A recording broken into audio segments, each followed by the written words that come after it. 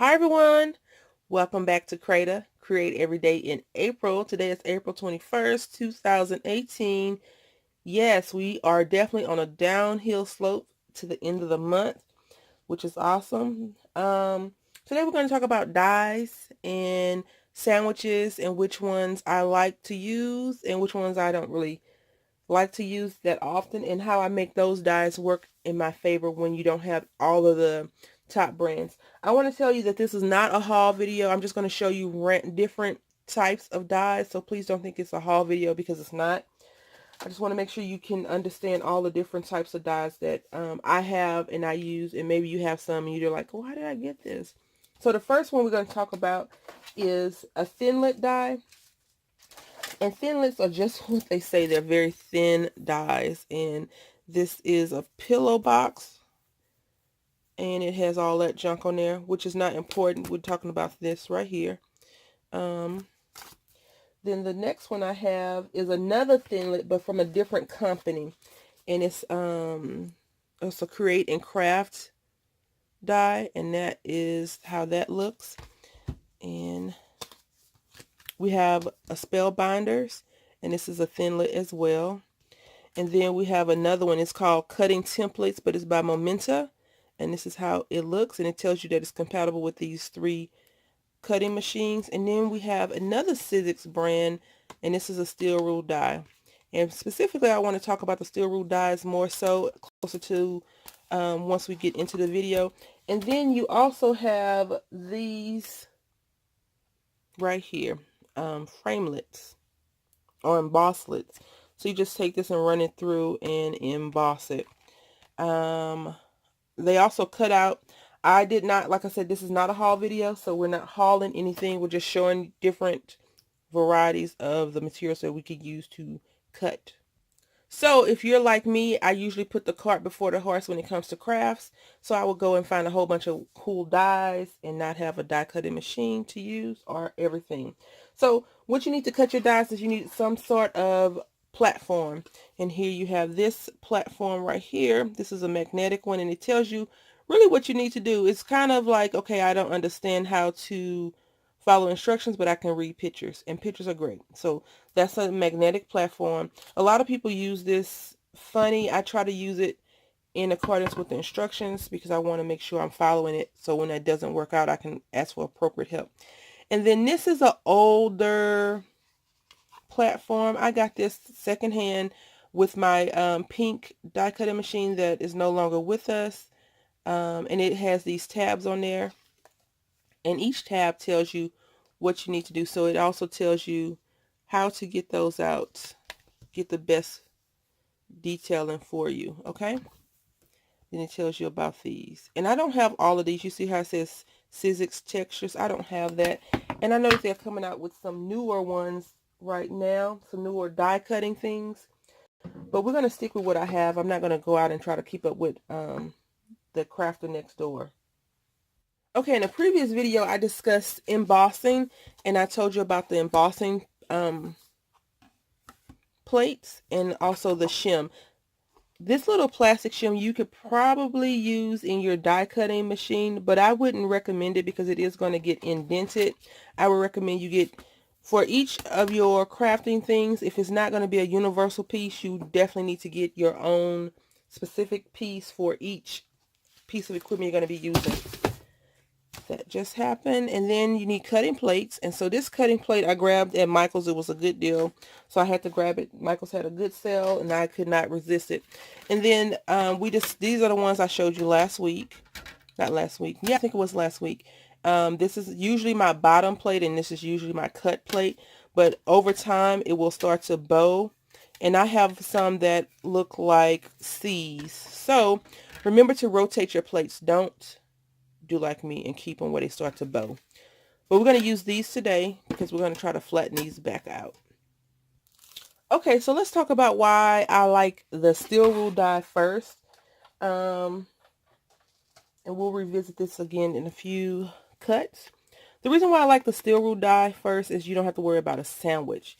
You know, all you need is your die, paper, your plates, and your machine, and it's going to cut. You don't have to worry about the pressure. You don't have to worry about anything. It's going to cut because It already has its own platform. That's the reason why I love steel rule dies. The thing that I don't like about steel rule dies is storage. Storage is horrible for steel rule dies. And I know a lot of people are trying to get rid of their steel rule dies. And when I can grab them for a decent price, I do. So they call her a hedgehog. I'm naming her Penelope. Diane or Dina Designs is who created this little hedgehog. But I thought she was a porcupine. But I'm going to name her Penelope. Okay. So now what I always tell myself about cutting out dies is, since I have a quote unquote not cut plate, and then I have a quote unquote cut plate. As you can see, this one's probably a little bit more beat up than the other one. I always like to cut up. I always try to make sure that my dies, no, cut down. I always cut down. Just thinking, no, I like to cut down, but in some instances you can't cut down. You have to cut up, and that's no problem. You just need to figure that out before you start cutting. Okay, so we're going to cut her out, Penelope the hedgehog, and we don't have to really be fancy about how we're going to cut her out. So I'm just going to rip some paper, and you don't have to worry about all this ripped stuff because you're not going to use it. Okay, and then we're going to get out this big shot, and I got, like I told you all before, I got this in a bundle, and I'm not sure how good of a deal it was when I got it. I thought it was a great deal. But I did do a little bit of research, and I do like to research all of the things that I buy before. Sometimes you miss out on good deals researching and waiting and waiting. That happened to me during Christmas time. So now what you're going to do is you're going to get your bread, your meat, and your condiments, which is the paper. And you can either cut down or up. It's not a big deal with the steel rule dies, in my opinion. You don't have to worry about anything. And then because my plates are a little bit crazy, I'm just going to go ahead and put it right in and run it through.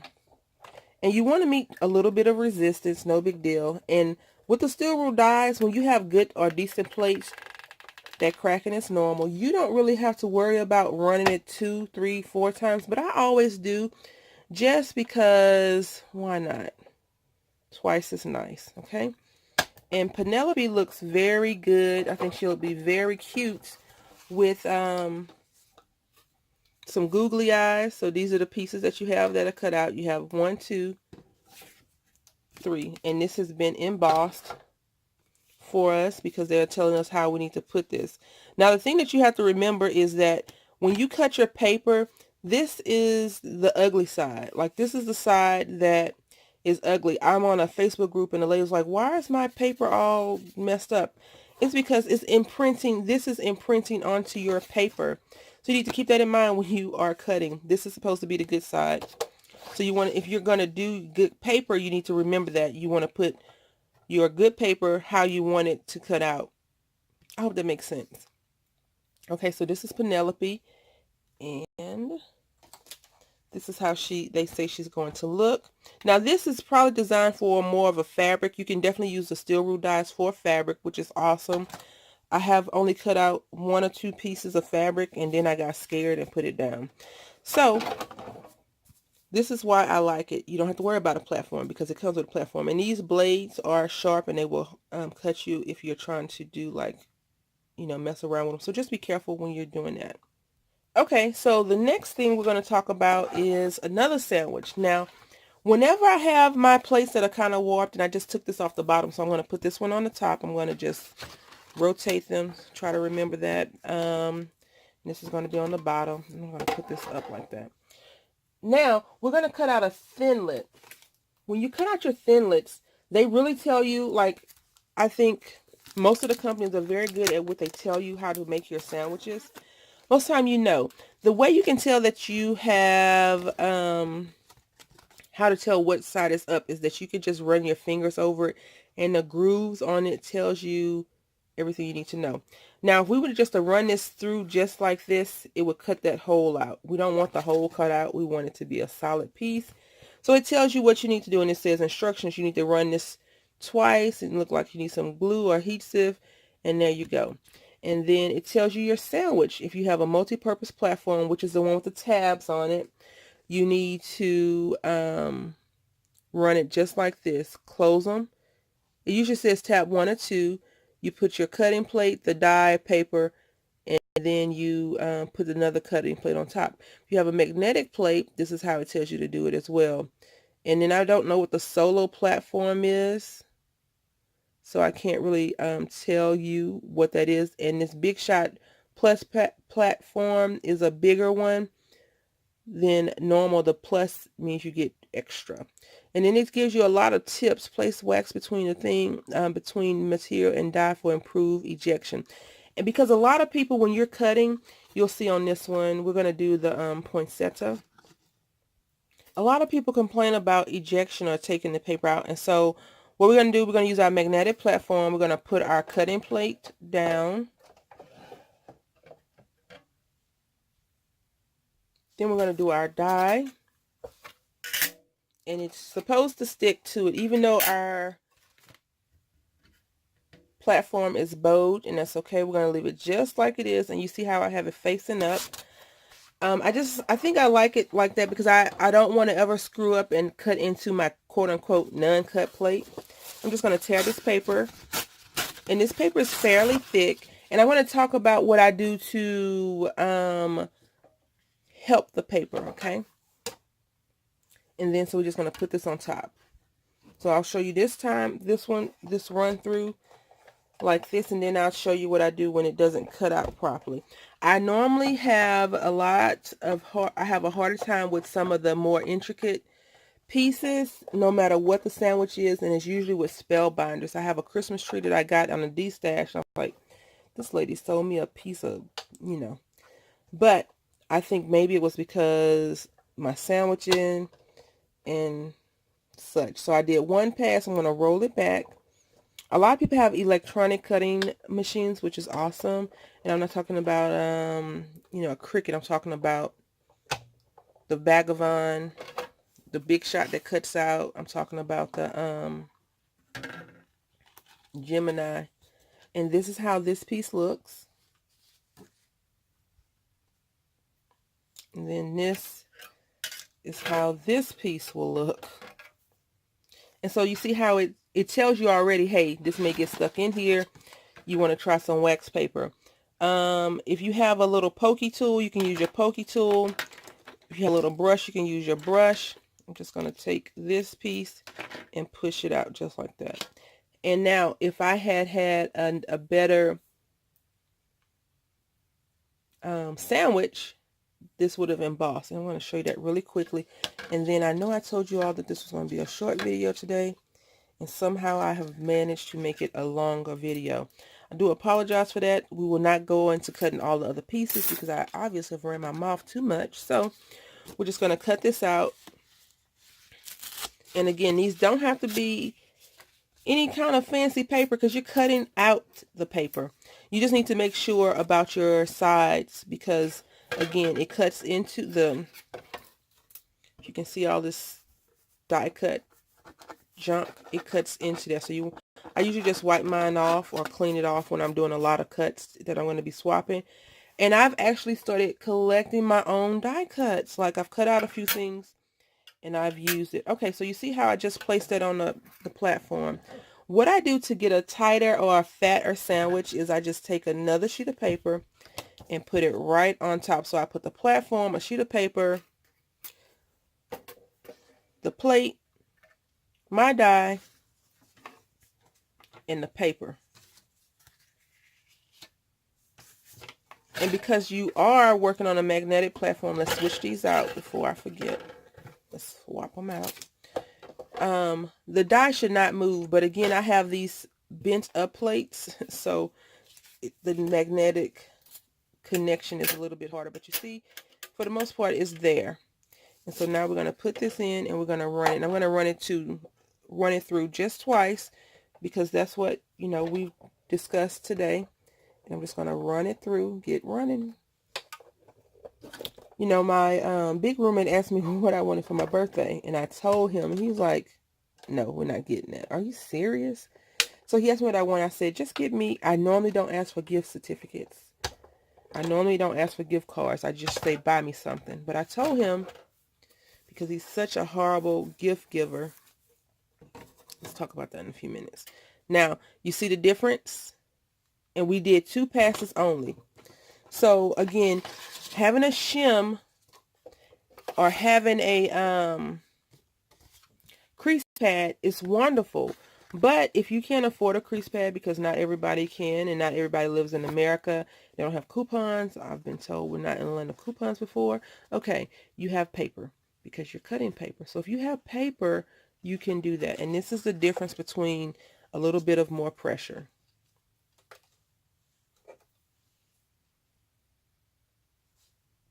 Okay, so this is the first one we did with just a regular paper. Nothing added, no makeshift shim or anything like that. And it still looks fine if that's what you're going for, because this could be your first layer. You don't have to really worry about it too much. And this is the second one with the makeshift little shim or added weight. Personally, I like the one that has the most detailing, because when I look at the pictures of the creation of the thing that they are selling me that I bought, I want to look at mine and be like, oh yeah, that looks like that. It looks similar to it. Now, I'll tell you, I'm not a big fan of all these little tiny pieces. So if I ever have dies with little small pieces, I usually just put them to the side. We're going to do one more, and then we'll be done. We're going to be using this thing right here. Isn't this amazing? Wow. It has this little piece in the middle because when I purchased this, it shows an entire collection, and to see how it opens up on here, I don't know how to do that yet. Honestly, I am still figuring out these die cut placement pieces and all this, but we're going to run this through just one time, just like we've been doing the other ones. And let's rotate our plates because I'm trying to be diligent with that. Okay, so we're going to do just like it's been telling us, and you see it won't even stick down, but that's okay. No problema. And since we are just trying to recycle our paper, we're going to just make sure we have enough space on here. And we don't, which is no big deal. Let's just go ahead and get another piece. And this is some unattractive paper, if you ask me, for what we're doing right now. I probably should have used some white paper, because it would have been a lot better for us to see. But I also like that we can see the contrasting of the details with a non-white paper. All right, so we're just going to run this through twice, just like normal, once forward and once backwards, and we're going to see if it's supposed to be any detailing or not. I hope that you've enjoyed this video. If so, let me know in the comment section what you like about dies. If not, let me know in the comment section what you don't like about dies. So we ran it through once, and whenever I'm running my things through, I love to see it pop out like that. The problem with that is that if you mess with it too much, it could lose its position, and it could cause you to double cut your paper. So that's something that you definitely need to keep in mind when you are cutting out your dies, is do you want it to double cut the paper? And that definitely comes from having messed up plate. Okay, so this cuts into and not out of, because it is going to open up into those doors. You see how it's hanging on the side? So it cut out beautifully. It shows the detailing pretty much. And now we're just going to run it through my normal method, and this is really cool. So you would just have to make sure that this is a fold card, I guess, one of those little fold cards. When you pop it up, it pops out, which is awesome, right? This looks like a comb, in my opinion, not a seashell, but hey, we all see different things when we look at it. So now what we're going to do is we're going to switch our plates. This is a pain. I see why I don't switch them out, but I'm trying to get better at that, like I've said already. Okay, and now we're going to just go ahead and make our sandwich again. I'm going to put this here. put a sheet of paper. You can't see, can you? We're going to put our, so we got our magnetic platform, our plate. Got this. So you can put it underneath. Yep. Okay. And I'm just going to poke these out. Now, a lot of people don't like to have their, people don't like to keep those little pokey things that you poke out. The excess, the paper, the trash. I like to keep them in there because in my opinion, it cuts out the next die a lot better. The die cut is a lot better than the previous die cut. But then again, I am slightly different. So we're going to put this right here. Now, knowing that it doesn't cut the entire thing out doesn't change the fact that this is still an amazing die, because you just need to snip it on the line.